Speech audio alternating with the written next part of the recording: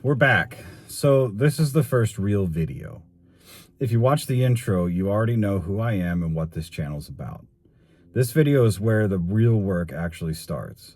I'm building a business called Ratchet from the ground up.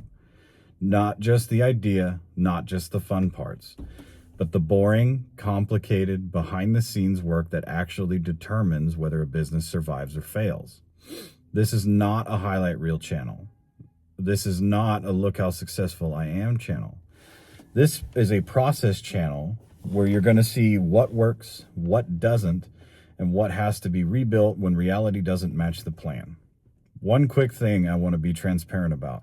I am using a script for this video. I'm not super comfortable on camera yet, and this helps me stay clear and on track. That will get better over time, but for right now, I'd rather be clear than polished. Also, just to be clear, I am not an expert. This isn't instructional content. I'm documenting my own processes and learning as I go, not giving advice.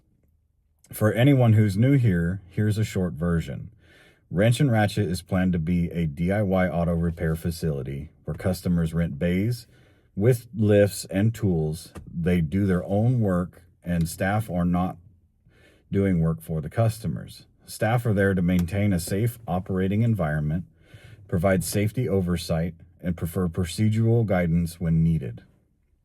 That distinction matters a lot because the business model depends on clearly defined rules and responsibilities and processes.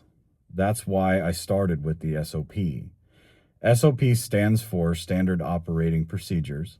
This document is the document that defines what the business is and what is not, what is allowed, what is prohibited, and what happens when things go wrong. Most people skip this step. They jump straight into leases, tools, and logos. I did the opposite. Because if the SOP is weak, everything is built on top is unstable. Version 1 of my SOP did some things right. It helped me define the scope of the business early, what customers can do, what they can't do, where the responsibility starts and stops. It also forced me to think about safety before anything else. Not after the fact, and not as a checklist, but part of the structure. V1 made me slow down. It made me ask questions like, what happens if someone ignores instructions? What happens if someone rushes? What happens if someone assumes something is safe when it isn't? Even when the answers weren't perfect, the questions mattered. And that's why I don't consider version 1 a failure. It did its job. It showed me where the weak points were. But V1 also had real problems. Some sections were too theoretical, some were too vague, and some assumed people would behave rationally. It's a big assumption. On paper, certain procedures looked fine. But when I walked through real-world scenarios, they broke down quickly. I realized I was relying too much on intent instead of behavior. People don't always read signs. They don't always listen carefully. They don't always stop when they should. V1 didn't account for that well enough. And that's not something you fix with a better wording. That's something you fix with better structure. This is where I want to be very transparent again. I am using AI, specifically ChatGPT, as a tool. It's not a decision maker. It's not a replacement for responsibility. Not as a shortcut. I'm using this to help refine language, stress test scenarios, walk through what-if situations, and identify gaps that wouldn't catch on my own. This is the same kind of process professionals use every day. The final decisions are still mine. The liability is still mine. The responsibility is still mine.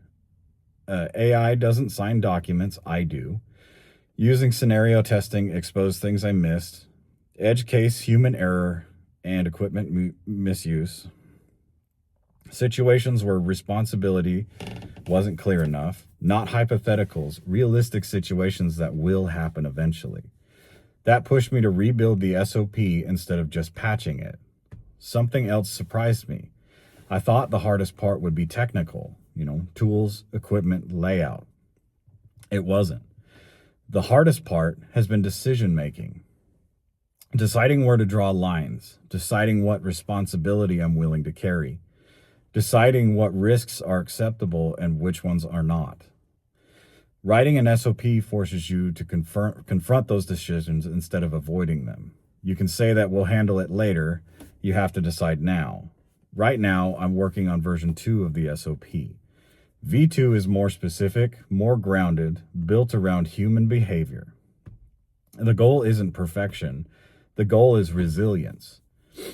If something goes wrong, and eventually something will, the process should already exist.